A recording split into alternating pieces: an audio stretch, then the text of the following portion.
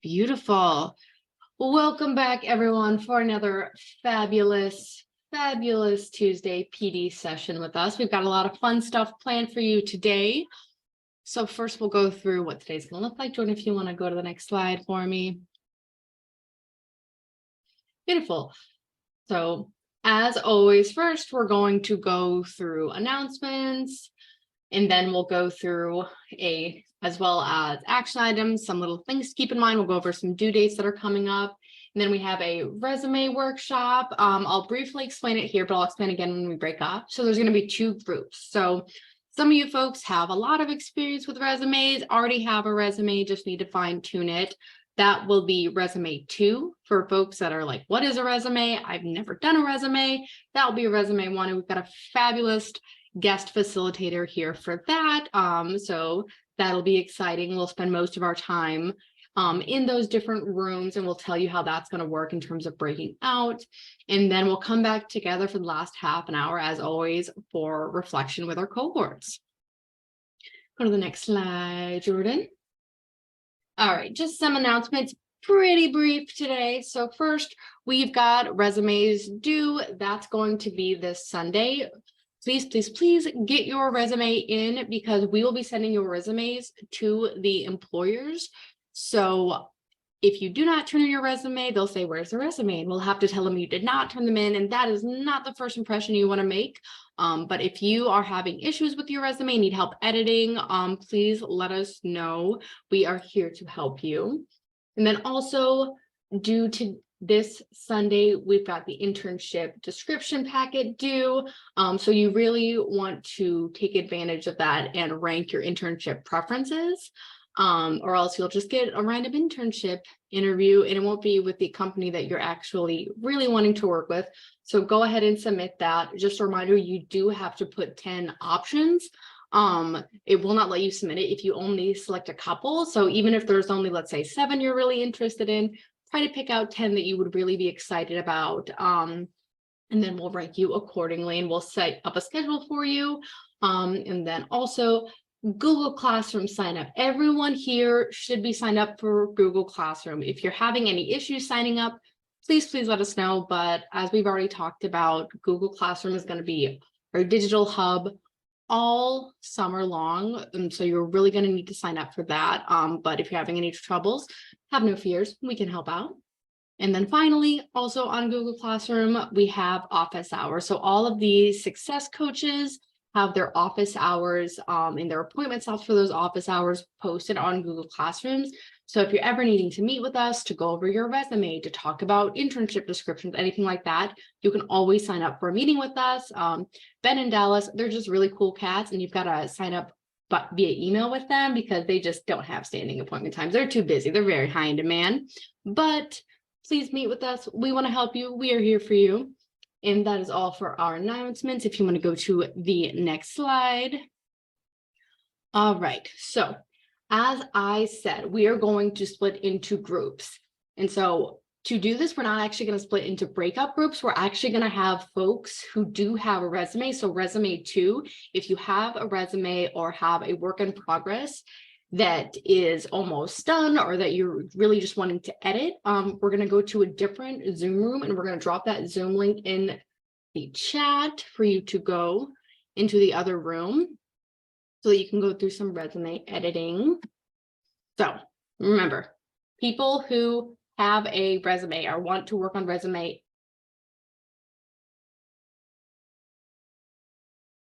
My name is Dave Wolfong. I am a career advisor at Washtenaw Community College's Center for Career Success. I've been at WCC almost 20 years, and I've been in the career advising kind of industry for almost over 20 years, almost 25 years actually. Wow. So one of my favorite things to do in working with job seekers is working on resumes. Resumes are one of the most powerful and most important career tools you will ever have in your career tool kit, as I like to say. It's an excellent opportunity for you to share information about your personal background with an employer. And as was mentioned, what we're going to be talking about over the next hour or so is kind of the basics. I'm going to be covering what information does the majority of employers want. Oops, I need to let someone.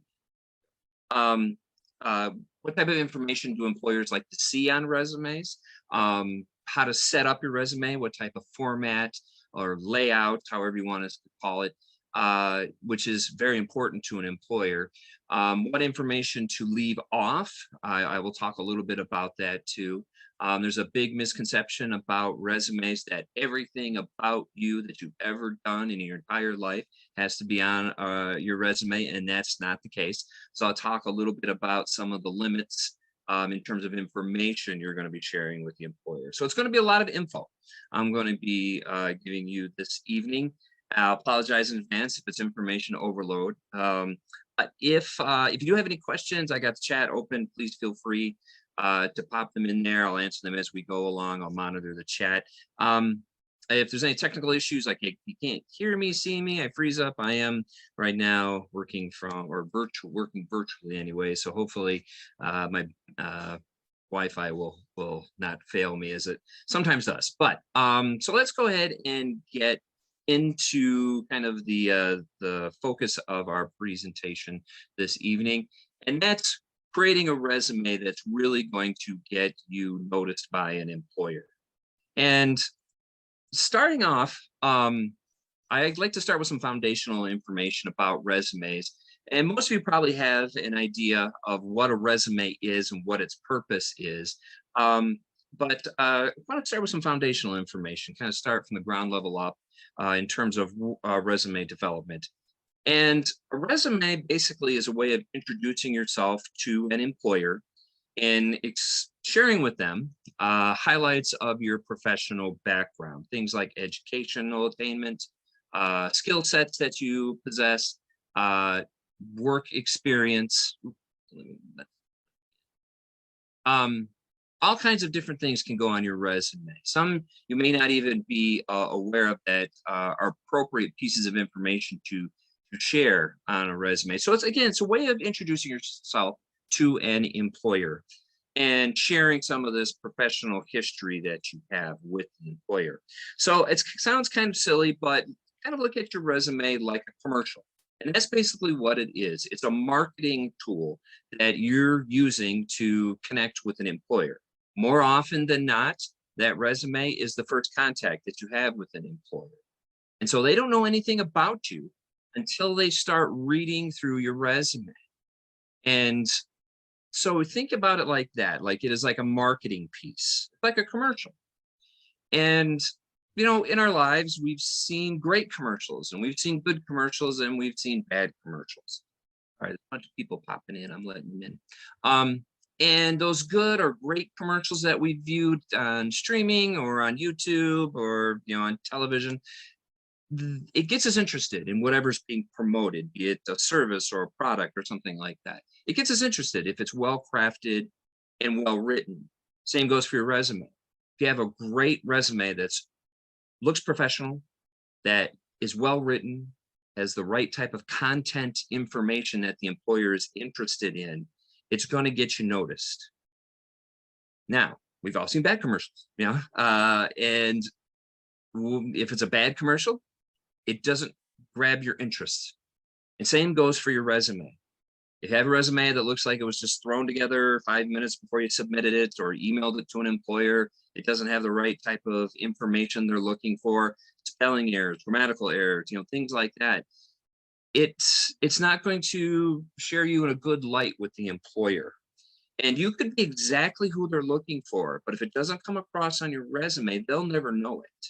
And so that's why you kind of want to focus on your resume like it's your commercial. And that it's a way of sharing information with an employer. Resumes are very personal. The information that you're sharing is very personal in some cases. Oops, someone else wants to come in. And so a lot of the things I'm going to be talking about today are just suggestions, because your commercial is yours. It's going to be, you know, sharing your background.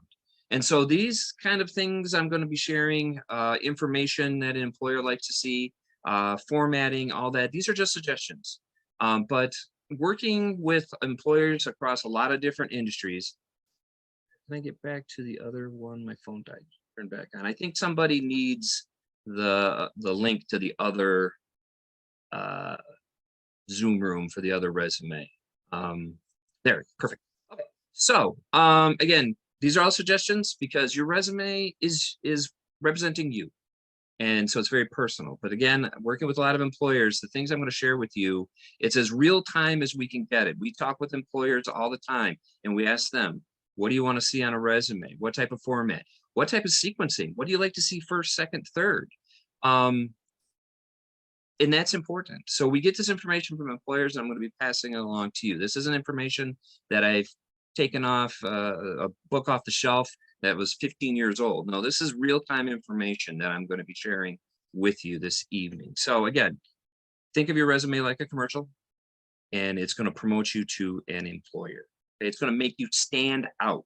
And when I say that stand out, what I mean is if you find a position that you're interested in, that you're submitting your resume to, you're of course not going to be the only person who's applying to that job. There could be dozens of other people who are going for that same job that you're interested in. So if you look at it from the employer standpoint, they just don't have the ability to interview everybody who applies. I mean, it could be 44 people who have applied for that job. They just don't have the organizational power or the organizational time to interview every single person who applied. Usually it's about 10% of the applicant pool gets selected for an interview. And so maybe 4 to 6 people it's chosen to be interviewed from that larger applicant pool, all who have submitted resumes. How do you get selected for an interview? You have that resume that's going to make you stand out from the other applicants and get you noticed, okay, having that great commercial. All right. So you can put your answer in the chat. It's a question we get asked quite often. How long do you think your resume gets looked at by an employer? You know, if you submit it to a position or a company, a business, an organization, how long do you think somebody internally looks at your resume? So we got Chloe saying 6 seconds. Anyone else? 10 seconds. Okay. Ashley, good. 15, 4 hours, 10 seconds steering. Okay, 15 minutes, 10 seconds. All right, good. A lot of variety. Mackenzie says 1. Oops, somebody wants it. So, all good answers. And it kind of shows you the variety. You know, some people are saying 10 minutes, some people saying 6 seconds. It kind of shows you the wide range of guesses that you had. And to let you know, in today's job market, your resume gets looked at about 60 seconds, so about a minute. All right.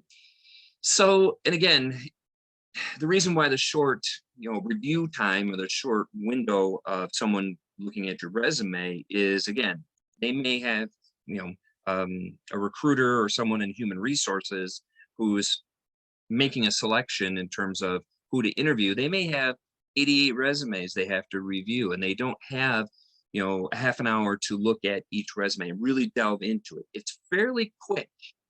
And so 60 seconds, that's not a lot of time to impress someone. So what this does for you as a resume developer is it does limit the amount of information you can share, but you want to focus in on the things that are most relevant to the employer, the things that are going to be most interested in you.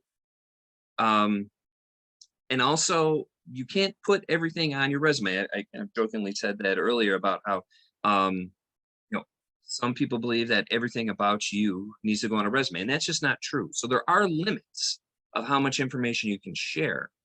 And so 60 seconds isn't a long time to impress someone, to show just how qualified you are. So what I'm going to be talking a lot about today are those things that are going to make you get noticed in that short time frame, in that 60 seconds. And you move ahead. But again, as I said, about a minute is is about all the time that someone's going to be reviewing your resume. There are a lot of mistakes that people happen to make on their resumes, and it's okay.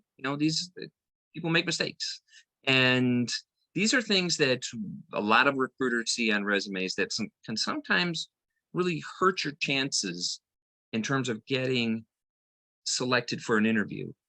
But they're also easy things to avoid. All right. And I want to share them with you, and I'll go through them quickly. Again, no spelling errors, no grammatical errors. Don't rely on like something like Microsoft Word to catch everything. Okay. One thing, and I'll talk about this at the very end, is making sure multiple people look at your resume before you send it off to an employer. Don't rely on the technology to catch all the mistakes, even yourself, because you may look at your resume a dozen times, if not more, as you're writing it, and you may miss something. But if you share it with someone else to review, maybe they'll catch it. So again, the grammatical or typos, not providing a lot of detail. This is something we hear a lot from employers, is resumes that are very lacking in detailed information. If it's kind of skimpy on detail, it makes it difficult for the reviewer to decide if you're qualified for the position. You got to go into some detail, and I'll show you how to do that. Not including accomplishments, anything that you're particularly proud of, be it in the workplace, education, any part of your life, your professional life, that is. That's something they like to see, especially if it's data. Like maybe you worked in sales and you sold 10,000 products in one quarter, and you're particularly proud of that. You can include those type of accomplishments, especially if it's kind of number based or data based. Going on too long or too short, we're going to talk about lengths here in a moment. You can't have a resume that's too lengthy. You can't have a resume that's like a quarter page long either, because both of those are going to get you knocked out of the running for an interview. Again, what I often see more often than not is too lengthy. It is not uncommon for at least a few times a month for me to see a resume that's 5, 6, 7 pages long. And again, somebody has that misconception of I have to put everything on there. And no, you do not have to catalog your entire life, but there are key pieces of information they want to see on your resume that I'll talk about. No action verbs. I'm going to go into more detail about that in a second. Leaving off important information. If you're applying to a position and it requires a bachelor's degree, let's say, but you don't include your educational attainment on your resume, it's not going to get you noticed. All right. So you want to make sure you have the right information and it's up to date.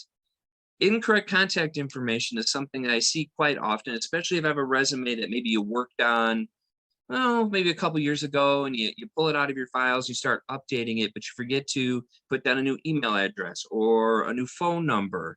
And if an employer can't get a hold of you, set up an interview because your contact information is no longer correct, you're not going to get that interview. They're not going to be able to get a hold of you. So we want to make sure that all the information, not just contact information, but any of the information that you have on the resume is current, correct, and up to date, right? So just a few of the big mistakes that a lot of people make that can really harm you in terms of potentially getting selected for an interview, all right? So a couple quick things I want to mention before we delve into certain aspects of the resume. And this first thing that comes up, if you don't remember anything else that I mentioned this evening, this thing that's going to pop up is probably the most important piece of information I want you to take away from our conversation this evening. And that is, in today's job market, employers in every industry want resumes that are specifically designed or tailor-made or customized, however you want to call it, for the position that you're interested in.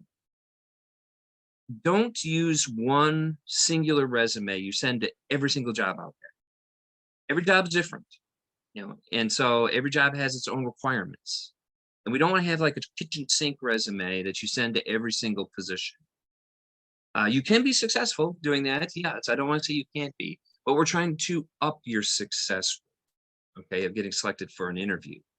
So what I mean by this is, let's say you're job hunting and you're looking to work in the healthcare field, let's say as a registered nurse, an RN, and you find a position on Michigan Medicine's HR page or jobs page, and you're like, this is perfect for me. As you read through the job posting, through the description, you've got all the qualifications, the certifications, you've got all the skill sets they're looking for. Then you want to take a look at your resume. Does it show on your resume that you have everything they're looking for? If there are 8 skill sets they're looking for, and you have all 8 of them, but you only have like 2 of them on your resume, you want to update that resume to fit that job. This is how you're going to get noticed. The closer you can get your resume into alignment with the job posting, so much the better for you, because it's going to increase your chances of showing just how qualified you are for that position that you're applying for. So this kind of customization, tailor making, I don't want you to think you have to redo your resume every single time. No, it's usually just minor changes and additions to fit the job that you're going for, you're applying. Okay. So, and I hear this from employers in every industry, if it's manufacturing, if it's healthcare, IT, business, you name it, they like this customized feel to your resume when they're reviewing it, that, oh, this resume is being tailor-made specifically for the position they're in. Okay. So this is something I think is very important in today's market. Not having that one resume you send everywhere, tailor making it is really important. It's a good strategy to undertake. I mentioned this earlier in not using enough action words or buzzwords or action verbs. You need to do that. And if you type in Google when you get a chance, power words for my resume or action words for my resume, something like that, you're going to get list upon list upon list. And there are things like managed, designed, trained, led, organized, those types of words. Employers love these words on your resume. They really come in handy when you're describing like your work responsibilities and work duties that you've had. These really come in handy to put in there and describing those types of things. They can be used in other points on your resume as well. If you ever struggle about which to use, maybe take a look at that job posting again. There's probably some good lingo, some tech talk or however you want to phrase it in that job posting. And you can kind of mirror the language on your resume as well. We want you to come across as an expert and not a lay person. And this expertise can come across with the language or the words that you're using, the writing style on your resume. And you kind of even mirror, again, the language of the job posting. That'll really help out as well in showing just how qualified you are for the position. Okay? Now, there's a lot of quirks about resumes, a lot of weird things. And one of them is this. It's something I see all the time. I was working on a resume earlier today that somebody had set it up like this. And that is, you do not want to use the first person perspective in your resume. It's a weird thing about resumes. It's just the way employers want them written. And if that's the way they want it written, that's the way we want to give it to them. So no I, me, my, us, we, they, them, any kind of pronouns in the writing of the resume. It's almost like it's written in a third person, like a neutral tone. And one place we see this quite often is in describing responsibilities and duties in jobs or past employment experiences you had. So let's say you worked in a position like in retail, and one of your manager and one of your responsibilities was hiring, and training. And so maybe you have as a responsibility, have it written, I trained and onboarded all new staff members. Okay, so we want to remove that pronoun or be a more third person, or again, that neutral tone, and just have it trained and onboarded all new staff members, or whatever I said. So that's what we mean about writing in this kind of third person tone. Your resume is basically data. It's information. It's lists of facts about you. And so they want it written in kind of this third person tone, which is, again, a little bit of a quirk, but that's how they want it. So that's how we want give it to them. And I see this all the time, I see it every day. And it's just one of those things that weird about resumes, just writing it in this third person tone, right? A couple quick things before we get started and get into um, kind of the gist of our conversation. Right? So this is something that I get asked every single day, if not multiple times a day, is how long should my resume be? And this is something that's changed over time. Resumes do change. They kind of evolve a little bit to fit the needs of employers or the needs of the industry and the job market. And it used to be like way back when, lifetime ago, when I started doing this, resumes were one page only. That's all employers want. This has changed over time. Now the maximum length of resumes that's accepted across industries is 2 pages. But that's the limit. Okay, again, we don't want to have this 4, 5, 6 page long resume. Because that's just too much. If you think about that minute time frame that someone's reviewing a resume, 2 pages kind of fits nicely in that time frame. So 2 pages is the max. If you have a 1-page resume and you can get all the information that you want to share with an employer on 1 page, that's fine.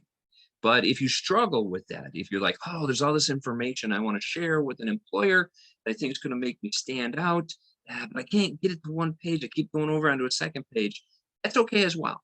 That's what we find happens a lot. It's people struggling, keeping it all to 1 page and deleting information that might make a big difference in the eyes of the employer of just how qualified you are.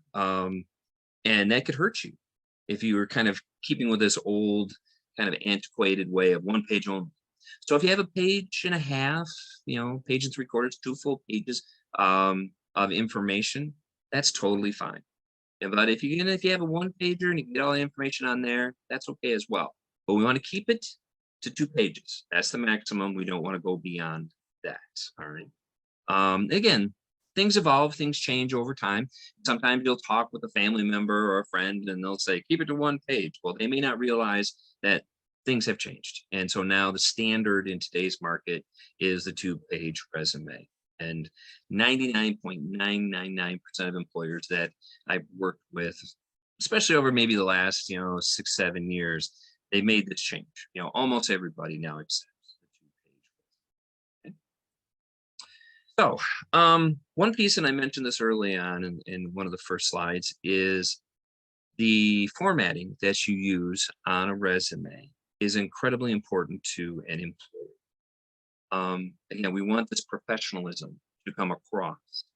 Just as they look at it, even before they start reading the document, just seeing it on a screen, or if it's a hard copy in their hands before they start reading it, they can tell if it's well crafted, even in its design, and that it is important to them. Okay, they know that just how serious you're taking it. Okay, how your resume looks is important. The 3 I have on the screen, these are just examples. By no means does yours have to look like any of the suggestions that I have. Again, as I mentioned early on, resumes are very personal. This is representing you. And so how your resume is even structured is up to you to determine. But again, we want this professionalism to come through. Now, there are some key design elements that employers look for on resumes. There are some also good places to look for examples. I'll pop some of these into chat. Some of these you may have heard, or Microsoft Word has a lot of templates on there that you can use. And I get asked quite often, what about templates? Are they okay? Do employers like them? How are their feelings? And templates are fine. I think they get a bad rap sometimes. It can be difficult to edit and to deal with sometimes.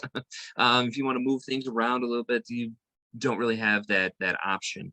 But they can help in getting things started, at least, okay, in terms of structure. Now, there are other places. One place that's kind of new, is, I don't know how many of you have heard of Canva, Canva. It's a graphics design system. So if you want to create flyers for an event or invitations or something like that for a party you're having, but it also has a module on resumes. And so it has a ton of resume formats on there as well for you to kind of take a look at, and get some ideas, and maybe even use some of the examples or the templates that they have. That's one place, another place to check. You may even want to just go into Google, type in resume examples, and maybe do an image search, and you'll get all kinds of examples to take a look at. And if you're looking for something very specific, like you want to work in accounting or nursing, or you want to be a welder, you can type in accounting resume example to make it a little bit more specific to your needs. So move away from like a generalized resume, something that's a little bit more focused into the field that you're looking to work within. That's a good way of getting some ideas. And again, you can use a template that you find, or if you want to start with, a blank document, kind of build from the ground up, that's okay as well. It's entirely up to you. Again, the resumes, again, are your commercial. It's very, very personal. So how it looks is going to be reflective of you. Okay. Now I mentioned there are some design elements, as we call them, that employers like to see on resumes. Oops. And I want to share them with you. This top one here is something you probably already know, and you can see on some of the examples on the last slide, is bullet points. Any listing that you have of information, work responsibilities, skill sets listed down, anything like that, we want to put it in a bullet point format. It makes it easy to read and quicker to read. There's been studies done on this, and they found that bullet points, it's just easier to read and quicker. They can take in the information that much faster. Remember, there's a ticking clock almost, the 60 seconds that you have to keep in mind. And employers really like it if you use bullet points. So as I toggle back here, so you can see on several parts of the examples that I have on the screen, usage of bullet points. Okay, so employers do like that. Now, text, some things about that. You can use color text if you wish. Make sure it's kind of on the darker types of color, darker blues, darker greens. You would never want to use a light color font like yellow or something like that to highlight. It might be impossible to read,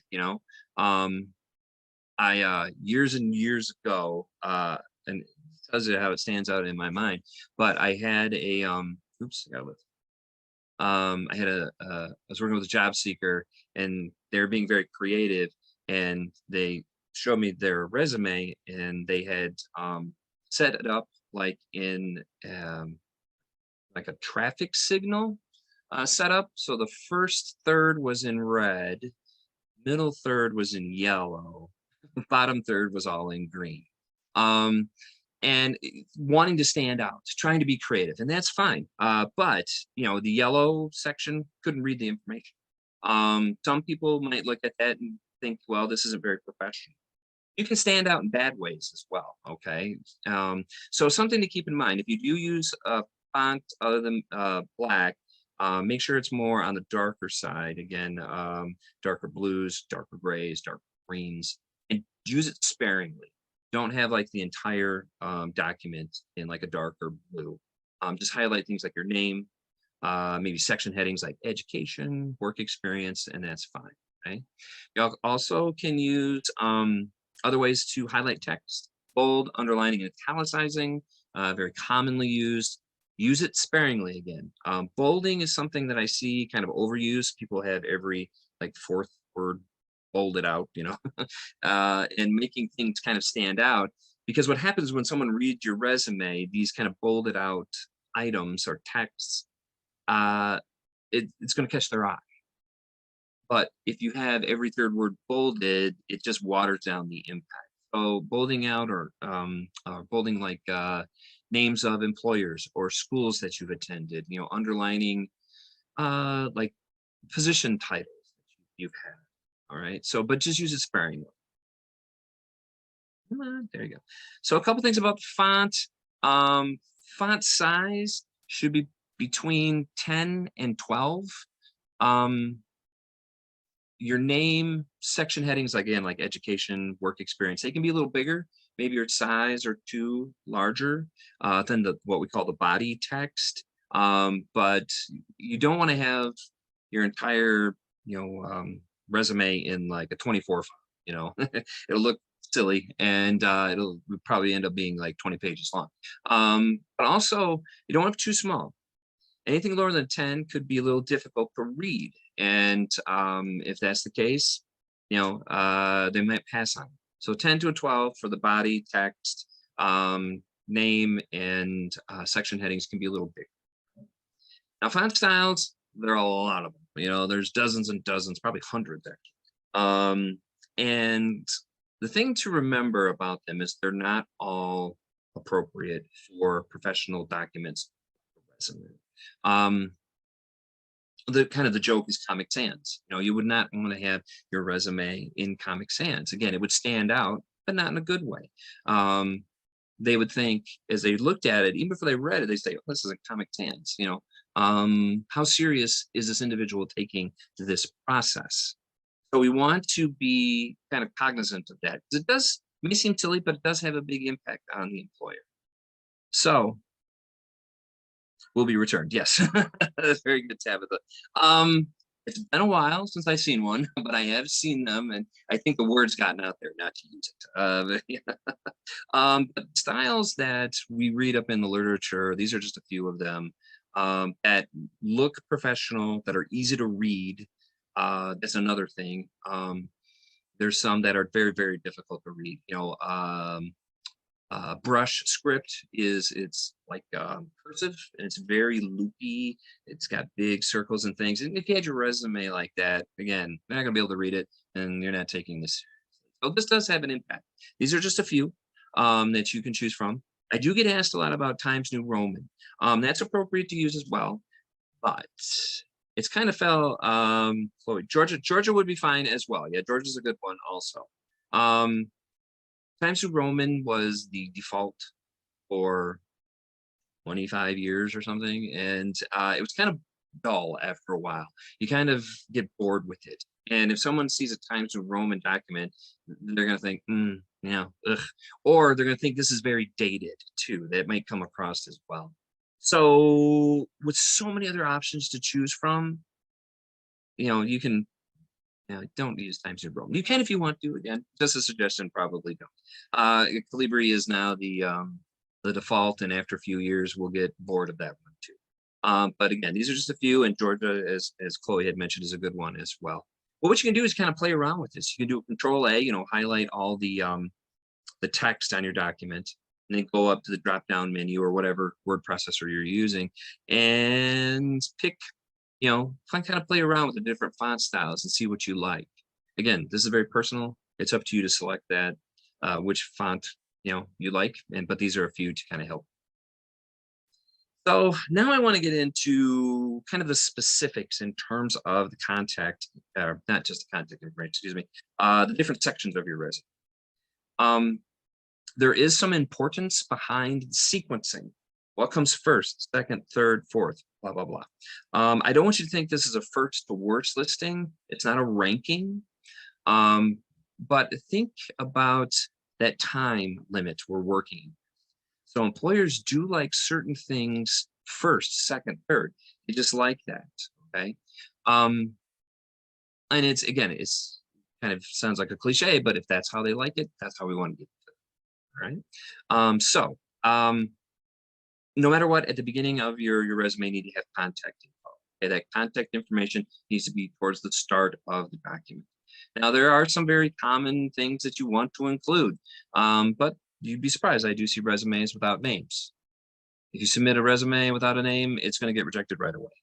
Okay? And it could have been a mistake. It's just a mistake. We all make them. But it's a simple mistake to avoid that could really have big ramifications in terms of you getting selected for an interview. Always include your name. Mailing address, your residence, this has changed. And just recently, within the last couple of years, It used to be standard previously to put in full address, name a street, apartment if you live in an apartment, apartment number, everything like that. You do not have to do that anymore. Now, just city and state, or city, state, and zip code is all that is required by him. A lot of safety and security concerns in today's world. A lot of people don't want to know, or information about where they live kind of floating out there. They don't know who's got access to it. And so, no pun intended, hits a little too close to home. And so employers realized that, and they made this change, actually quite recently in the last couple of years, that just city state or city state zip code is fine. Right? If you're okay with putting the full one on there, it's not going to be looked down upon. Phone number, of course, cell phone, it's going to be your main contact point. A lot of places are now purchasing like automated texting, automated texting tech, excuse me, to send out text to set up interviews. And so we definitely want to include the cell. If you have a landline, you can include that as well, but the first point of contact definitely needs to be cell phone, of course. And then email address, the one that you use frequently. If it's a school address, that's okay. If it's a personal email, make sure that it's appropriate. Throughout the years, I've seen a lot of inappropriate emails, and I realize emails can be very personal. But we don't want to have anything that's funny or unprofessional on your email. If you're going into the tech field, this is kind of a weird little quirk about emails. If you have an AOL account and you're using an AOL email, I joke because I have a friend, she still uses her AOL email. But if someone were to see that on top of a tech or an IT resume, the employer's going to look at that and say, how current are this individual's skills? And literally, that may sound silly, but that's the kind of things that they're pulling off your resume, these little type of things that may hurt you. Just need to be aware of. Okay. So if you have an older email account, you may want to update it if it's a personal one, and create one that's just for your job searching.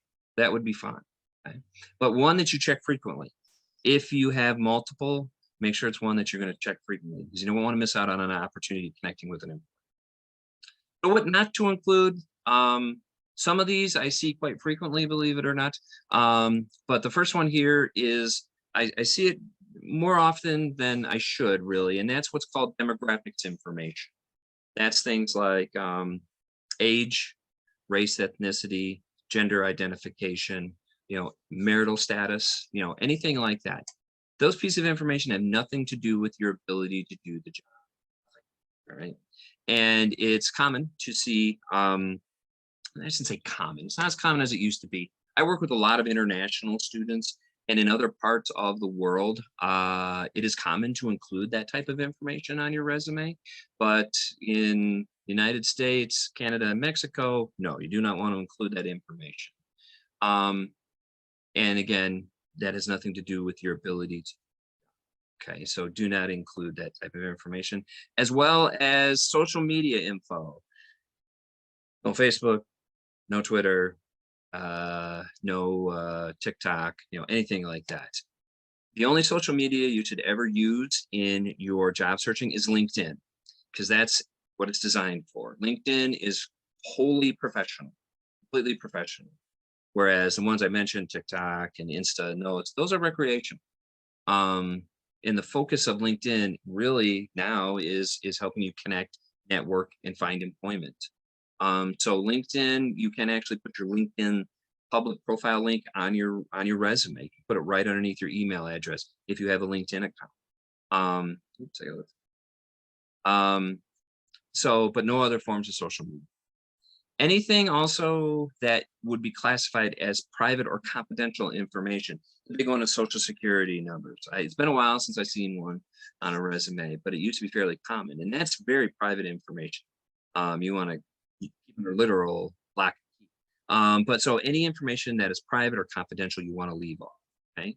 So really, the concentration was going to be your name, mailing address, just city and state is fine, and zip code if you want to include that. Phone number. and an email address. And then if you have a LinkedIn account, you can include your LinkedIn public profile link with your contact.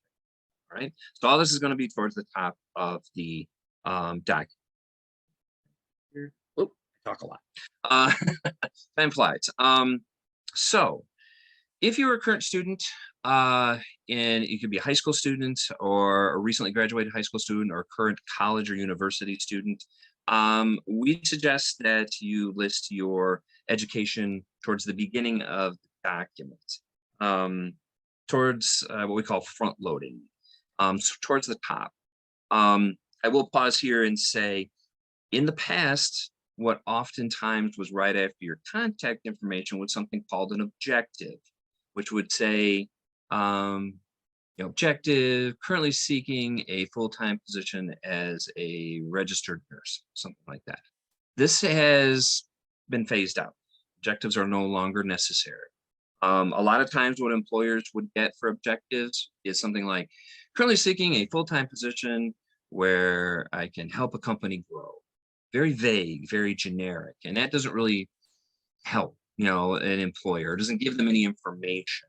I mean, you can still have an objective if you wish. It's entirely up to you. It's not, again, not looked down upon. It's not a bad thing, but make sure it's very specific. Nothing generic. Again, it's what position you're currently seeking. Currently seeking a full-time position as a bookkeeping assistant. That's how an objective needs to be set up. But it's one of those things that's kind of been phased out. And that happens, again, when I started this, years ago, it was commonplace to have that on there. Now it's kind of going away. But education, and we're going to talk about two types of education. One is high school education. One is university or college education. Okay, and the information to share. So you're going to see some through lines on your resume. And one of them is backwards chronology. Employers want information listed from most recent and going backwards in time. Again, it's one of those quirks about a resume, but that's how employers like it. I often see the flip-flop, kind of going way back in time, building up to the present. No, they want it the other way. Most recent and working way backwards in time. So with your educational institutions, that's how it should be listed. Current or most recent and working your way backwards. Okay. Now, what to list? The name of the school, be it high school, college, or university, and its location, just city and state. So University of Michigan, Ann Arbor, Michigan, Eastern Michigan University, Ypsilanti, Michigan, Pioneer High School, Ann Arbor, Michigan. You've got it. But that's what they like to see. Okay, so name of school is location. Dates of attendance. Now, there's a variety of different ways you can put, and I'll pop these in the chat actually. A couple different ways you could list your dates of attendance on your resume. So you could do it based off semester. So let's say I can't type and talk. Fall 2022 to present, something like that. Or you could do by month. We list to present for your current educational institution to show you're still attending. Okay, so you could do semester, you could do month, the name of the month, or again you could do numeric. It's up to you. All are appropriate. I know with education, basing it off semester is something I know employers do like to see. So if you use like semester, fall, winter, spring, summer, whatever it might be, that would be fine. But again, it's entirely up to you. Any of those are appropriate. Okay. If it's someplace in the past that you're no longer, that you graduated from and aren't attending, you could just have start date and end date, semester and year to semester and year, or month and year to month. In that month and year, the end date would basically be your graduation. So name of school, location, dates of attendance, what you're doing in terms of your education there, what degree or certificate you're going for. Are you pursuing a high school diploma current? Are you pursuing a Bachelor of Science in nursing? You're going for an associate's degree in welding and fabrication. whatever degree or certificate that you are using, that you're pursuing, excuse me. That's what you want to list. They want to know what you're going for currently in terms of your educational GPA. If you're a current student or recent graduate, GPAs can be listed on your resume if they're above a 3.0. That's kind of the cutoff, the industry cutoff. All right.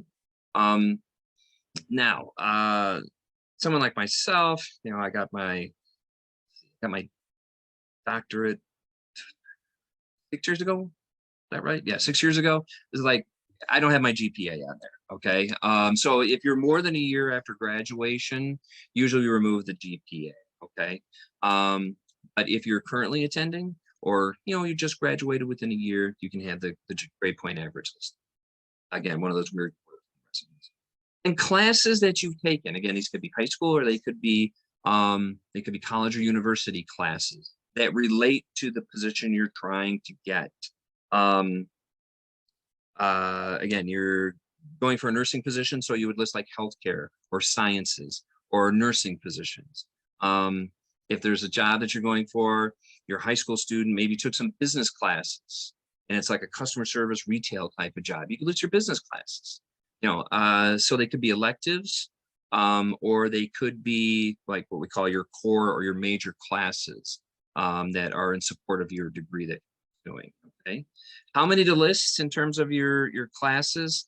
It's up to you. We don't want your entire transcript listed. We don't want like 62 classes or something, but probably max out around 10. Okay, that's still a lot. Now we want to use the titles or the course names, not like English 101 or something like that, because the reader's not going to know what that means. They can infer, but we don't want them to do that. Okay, so we want the actual title, like freshman English. And a couple examples here. Again, this is someone maybe who's over at Ipsy High, currently pursuing a high school diploma, and they're graduating this June and had that GPA of 3.8. And then someone who's maybe attending my college, Washtenaw Community College, its location, dates of attendance, degree that they're going for. Again, if you have an estimated graduation date, you could include that as well. That's an option for you. And then the GPA, and then classes listed as well. Okay. I guess I should have. Oops, I said this earlier. I'm going to put in the chat my email address. If you miss anything, I would be more than happy to share a copy of this PowerPoint with anybody, or any type of. Hopefully hit return. There we go. I'd be more than happy to share, because there are some examples on here, and I know time being what it is, if you do want a copy of this, just email me, and I'll be more than happy to share with you. Yes, Jeremiah. Question. Is this going to be posted in Google Classroom? I'm sorry, I didn't hear you. I said, is this going to be posted in your Google Classroom? I don't know. I sent it to Tabitha, I believe, and she might be able to. Yes, we're definitely able to post these to our Google Classroom, as long as that's all right with you, Dave. But Sure. If you prefer us not use, okay, perfect. Well, No, that's fine. Absolutely, Jeremiah, Yep. we'll post these on Google Classroom for you. Sure. Now, one other thing before I move on from education, is if you are like pursuing a GED, for example, over at Washtenaw Community College, we do have what we call our adult transitions program, our high school equivalency program. And you can list that on your resume also. You would just have, for example, if you were at WCC getting it, you would have Washtenaw Community College, Ann Arbor, dates of attendance, and you would have, as far as your degree, it would be currently pursuing GED through adult transitions program, through the adult transitions program. And then if you have a graduation date in mind, that's very similar. So basically you would just change out the name of the degree that you're going for. So yeah, you can list your GED or a high school equivalency program on your education section. All right. Quick time check. All right. Another section that a lot of employers like, and this is actually a section that a lot of job seekers don't include on their resumes or kind of minimally included, and that is a skill set section. Okay? Things that you know how to do. Um, and this section, it can be focused on, uh, again, using my example that I've used all night, nursing. If you're going for a nursing position, you could list like your nursing skill sets. If you're going for a web design type of position, you could have like your web design skill sets listed. Okay. There are also things called employability skills. Their old name is still floating around there. It's called soft skills. Um, Things like ability to work in a team-oriented environment and complete tasks efficiently with minimal supervision. Uh, those type of things. Excellent organizational skill sets. Employers love these type of skills. You'll see them in job postings. Must be able to work in a fast-paced, team-focused work environment. Must come to work with a smile on your face every day. That may sound silly, but that means they're looking for somebody with a positive attitude. And so if that's what they're looking for, if you see that on the job description, kind of follow that like a roadmap in terms of the skill sets that you want to list. All right. Skills come from every part of your life.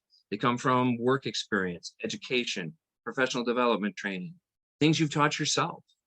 Maybe you're going into work in welding, and growing up, you had a barn that had a welding rig in it, and your parents, taught you how to weld. Okay, that's great. You've got that skill set. It was self-taught, but that's fine. So employers love people who have a lot of skills, no matter where they come from. There are some innate skills. Maybe you speak a foreign language. You could list that too. If you speak fluent another language, that's a skill set. You could list that in your skill set section. Now, this is an area on resumes where it gets very lengthy. This is where I see like 2 pages of skills being listed. And again, we need to limit things.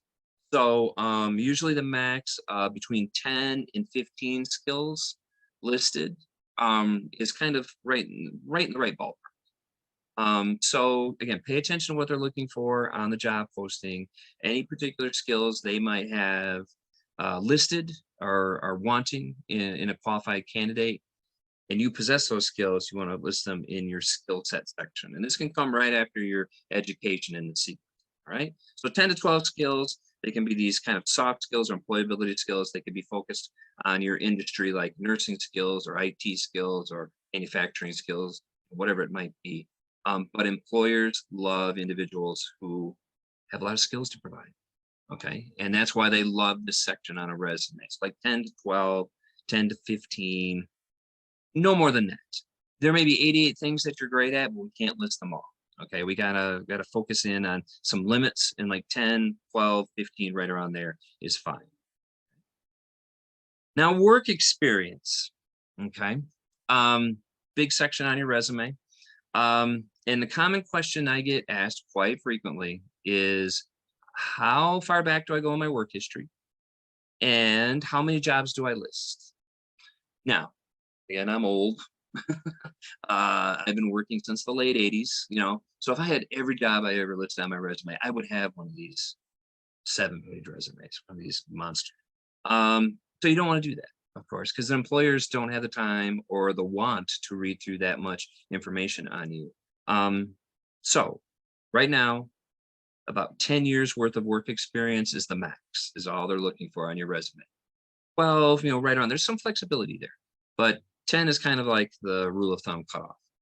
If you've only been working for a couple of years, that's fine. But again, if you have an extended work history like I do, we don't want to list everything. We want to kind of concentrate on the last 10 years or so. Now, within that time frame, it's conceivable if you did a lot of seasonal or temporary or part-time jobs. You could have had 7 jobs in 10 years. That's not out of the question. And again, that's a little too much.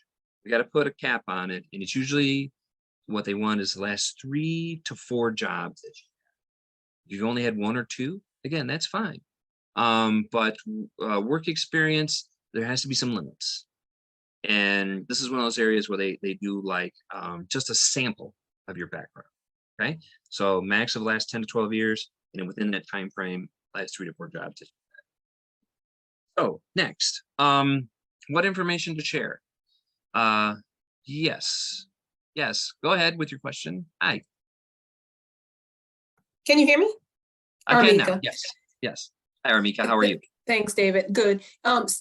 Before you move on that, how do you feel about if you happen to have 10 jobs in the last, or 7 in the last 10 years, most Mhm. relevant? Do you prefer most relevant? Do you think employers prefer most relevant or most recent? Very good question. One thing that I know a lot of employers, well, I know people hate it depends answers, but it kind of depends. Let's say you're going for kind of a general position, customer service, clerical, well, clerical, not really, retail, let's say. You could do most recent and work your way backwards. But if you're going for a position, let's say the nursing example I've been using all evening. And maybe your last job, and I was just working with a job seeker, their current job is working like in the restaurant business. But before that, like 2-3 years ago, they worked in an elder care facility as a nursing assistant. So what we could do in that type of situation is divide up the work experience into 2 sections. One called relevant or related work experience. That'd be the title. And that's where you would put all the positions that you've had that are relevant to the job you're trying to get. And then you'd have another one called general work experience, general employment history. And the unrelated jobs that you had would go in that section, okay? And it kind of changes the timeline a bit of that going backwards in time, like I mentioned. But employers like that. They like to see that separation. So if you have a section that's dedicated to related work experience that you've had in the past, even if it was not your most recent one, that's okay. But we still want to stick to that 3 to 4 max in terms of the work experience that you had. Okay. All right. So very good question. Yes. Yeah. So relevant, related, as the heading, related or relevant work experience would be great. Okay, that's the best way to live. Very good question. Thank you. So what information do they want to see? The name of the company, just name and city and state is all you need to list. You don't have to put like zip code, address, phone number, name of your supervisor. Nope, none of that is going to be required on a resume. Now that may be required on the application. They're a little different there. Applications are a legal document that have certain requests. But on a resume, we've got more flexibility. So just name, city, and state for location. Job title. Be very accurate. No matter what job you had a job title. Okay. Customer service representative, cashier, babysitter, grounds crew. Whatever your job title was, that's the one you want to list. When I introduced myself early on, I said I was a career advisor. My technical position title is professional services faculty. I'm a faculty member over at WCC, but sometimes I say that and people get, what does that mean? So casually I use career advisor when I'm kind of introducing myself. But on a resume, I would have professional services faculty. Whatever your job title was, you want to list. Dates of employment. The key thing here is month and year to present for a current job, or month and year start date to month and year end date. They want that month. All right, so do your best to include that. One thing, and I'll just kind of put this in the chat. This happened earlier this year. Somebody had on their resume 2019 to 2019. What does that mean? Does it mean you worked there the entire year? Did you work there January to October? And so employers aren't going to know. So they want that specific month and year to present for a current job, month and year start date to month and year end date for a past position. Responsibilities. Now, what did you do on the job? A minimum of 3 is what most employers like to see. A max of like 5 or 6. Okay. again, there may be 41 things that you have to do every single day you're at work and every single shift you're working. But again, we can't list them all. The ones you do every day, kind of the main functions of your job is what you want to list. So again, minimum of 3, max of like around 6. Okay? Be very detailed. I'm going to skip to the next one here. So this is what I mean. If you take a look at the example on the screen, name of employer, Best Buy, Ann Arbor, dates of employment, title, CSR, customer service representative, and then very detailed explanations of what you did on the job. Okay, instead of just saying something like, Best Buy, blah blah, customer service, blah blah, helped customers, and left it at that.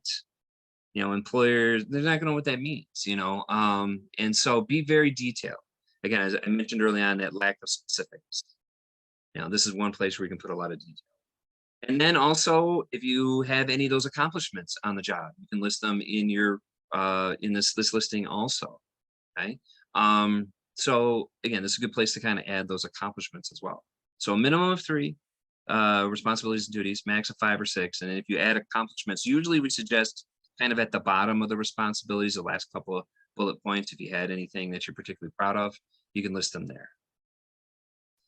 So some additional categories you may have or may not have that you can include on your resume. If you volunteered anywhere within the last 5 years, again, so that would be classified as recent volunteerism. What do we do if we haven't? Okay. Exactly. Yeah. So a question just came through about volunteerism. They don't have any work experience. So if you haven't had any work experience, we all had to start someplace, of course. So if you volunteered anywhere, you can have that on here. Oops, someone wants in. And so volunteerism is a great way of showing some of your experience. Okay. So now if you have had jobs in the past, you can also list volunteerism or volunteer experience also. If it's through a nonprofit or community agency, a religious organization, a school, a healthcare organization, employers love to see that you've helped out your local community or maybe the global community. That's something that they like to see. So you can have volunteerism or volunteer experience as the section heading, and the name of the volunteer site or the volunteer organization, and then how long you've been involved with volunteering there. And if it's something you're no longer doing, you just have start date to end date. Any current licensures that you have? There's a big gap there. That you want to share with the employer. These are good to have. CPR, first aid, if you've had any of that, yes, thank you. You can enlist that. And going into the future also, any specific certifications or licensures for your job that you have to have. For example, if you're going to be a social worker, you have to have your state licensure. So this may be also planning for the future as well. So they have to be active. That's the thing. If this is something that's expired, like if you're CPR, first aid, you had it but expired, a couple months ago and you haven't had a chance to re-up it yet, you can't list it for liability reasons. We don't want you getting in trouble. So name of the licensure or the certification, who you received it through, what governing body you received it. If there's a number, include the number. That's how they do a verification check. And then month and year you received it, so they know that it's active. I talked a little bit about this earlier. Any type of recognitions that you've received, they could be workplace based, like Employee of the Month or an employee recognition program. They could be academic based, honor roll, scholarships you've received, anything of that nature where you've been recognized for doing exemplary work. We want to include that. Employers like to see that you've done good work no matter what setting and been recognized for that. Okay. So the name of the award, who granted it to you, again, what granting party, like a school or an employer, and when you received it. If it's academic based, best to include the semester and year. If it's employment based or anywhere else, month and year is fine. Okay.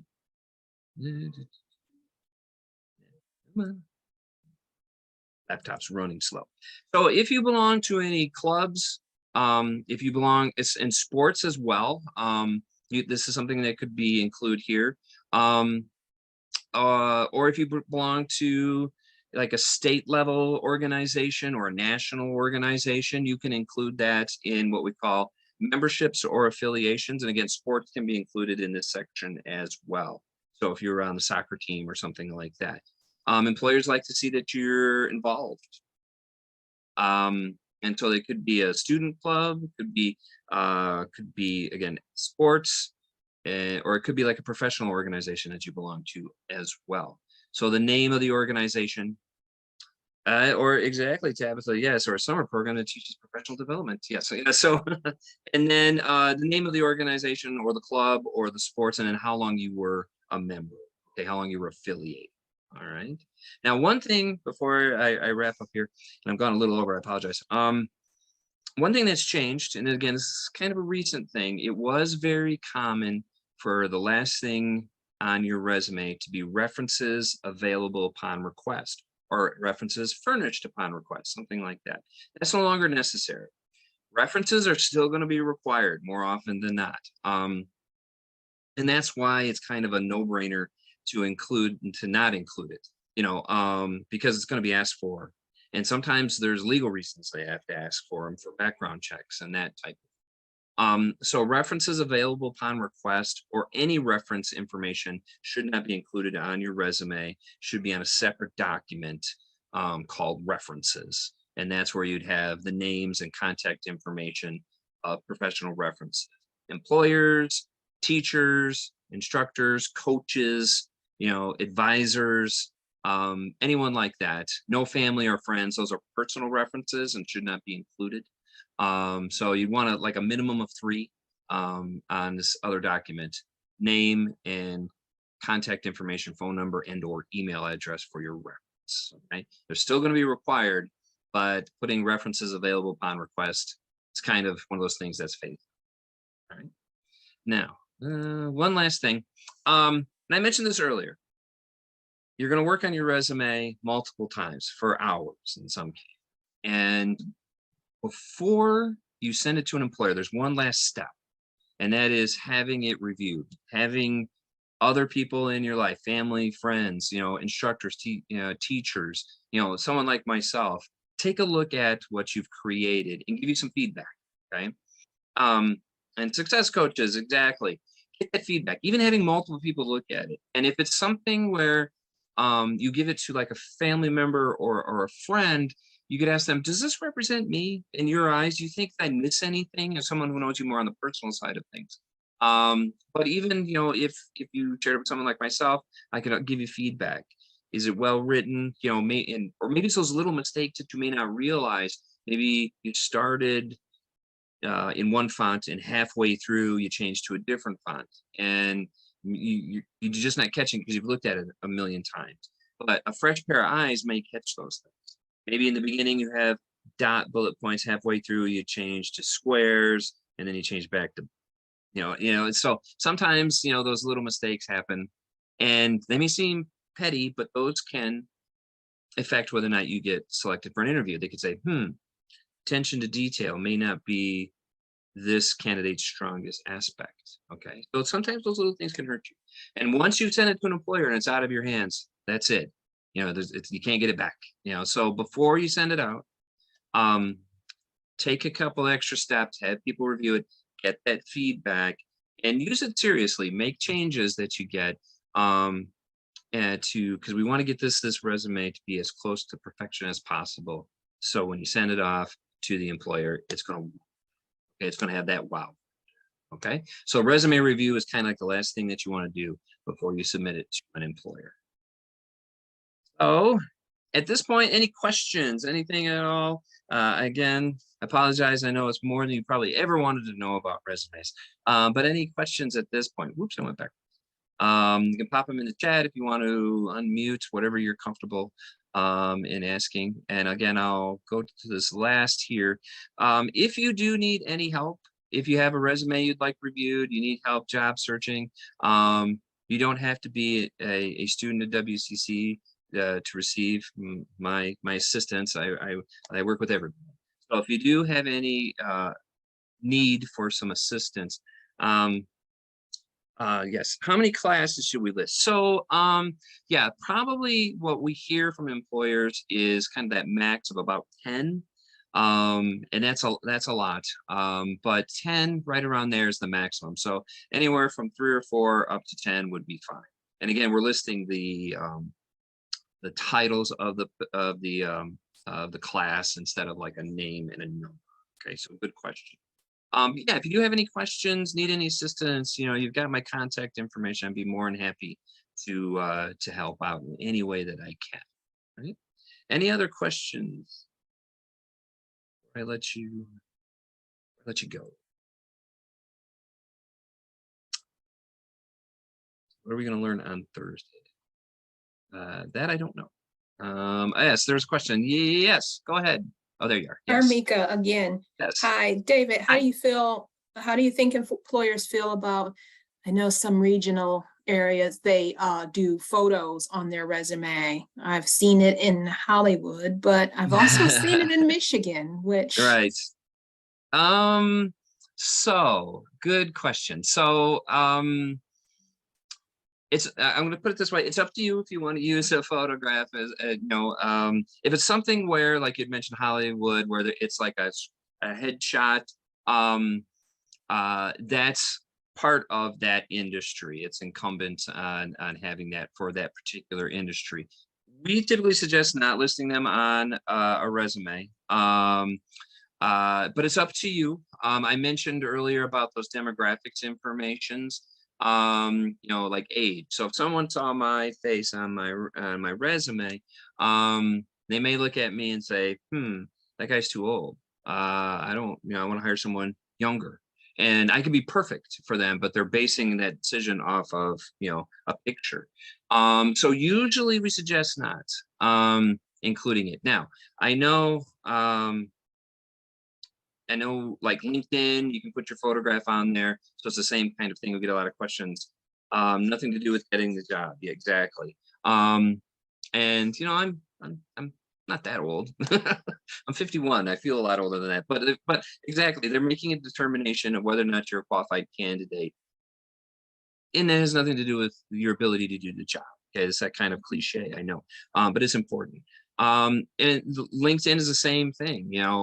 Some people like to put them on there, some people don't. If you listen to the LinkedIn gurus out there, those experts that work for LinkedIn and run the statistics and run the data, if you have a picture on your LinkedIn photo, your profile is like 90% more likely to get looked at. So there's a lot of back and forth about that, but basically when it comes down to it, it's that personal decision. It's entirely up to you. Okay. Yeah, so very good question. Any other questions? So Chloe asks, what if we lack relevant awards achievements? That's okay.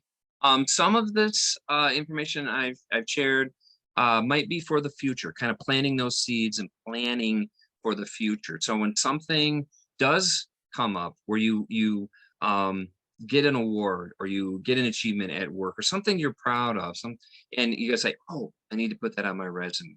So it's also kind of a reminder. We all have to start someplace and we're building up from there.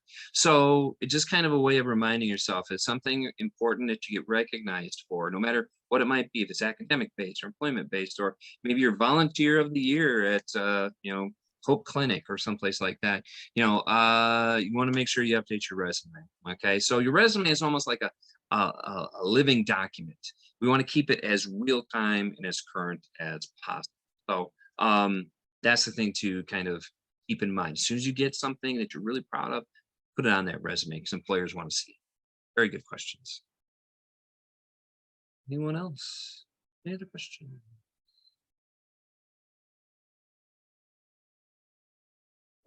Hey, I had one quick extra thing, David. Sure. Sure, go ahead. Do you know much about applicant tracking systems? And if so, can you share a little bit about what that is? Sure, yeah, definitely. Let me take a quick drink. So ATSs, and I'll make this quick. ATSs, applicant tracking systems, are commonly used nowadays. And what they are hardware and software, basically technology that's used to scan your resume. And these kind of emotionless systems are making a determination of whether or not you're a qualified candidate based off of, scanning the information off your resume. What it is scanning for is key terms and key piece of information. What key piece of information? Things that are information that's on the job posting. Okay, so that's another reason why, aligning your resume, that customization I've talked about a couple times tonight of your resume to that particular job posting is essential. Okay. If a position requires a bachelor's degree, let's say, and you have a bachelor's degree, but you don't include it, it's going to be scanning for bachelor's or something like that. Just to use an example. And if it doesn't see that, it's just gonna, it's gonna kick you out of the running, basically. So unlike where there might be some wiggle room if a human is kind of reviewing your resume, these ATSs, they don't. Do a lot of companies use them? Yes. Over the years, this technology has become cheaper. There's about 5 different companies and 5 different systems, and they're all basically the same, but it's become cheaper. And I shouldn't say cheaper, less expensive, let's say that. And so it's kind of proliferated.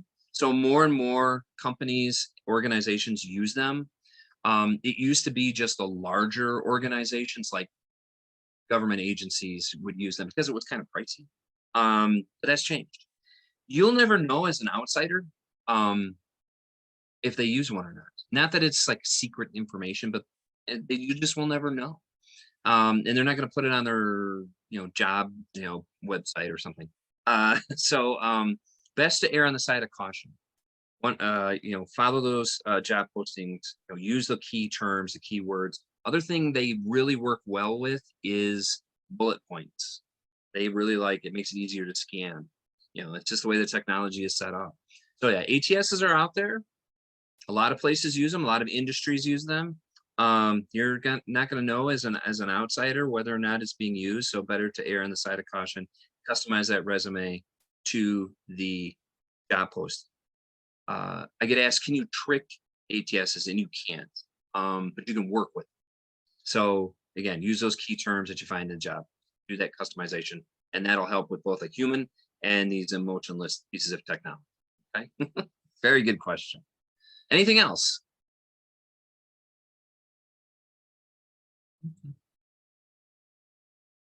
Not. Right, great. So again, you've got my contact information. If you do need any assistance, have any questions, need any help at all, reach out to me. Email is the best way to get a hold of me. Sometimes I'm virtual, sometimes I'm on campus, but if you do need any help, you can say, I was in the SummerWorks, professional development presentation and got a few questions or need some help, just let me know. I'm here to assist. Okay. Otherwise, I want to thank you all so much for having me in. Hopefully it was some great information. Hopefully it wasn't too much. I have a tendency to give a lot of information in a short period of time. And thank you, Ashley. But otherwise, I'll stop sharing. And again, thanks everybody. Again, if you have any questions and need any help, you've got my contact information. Okay.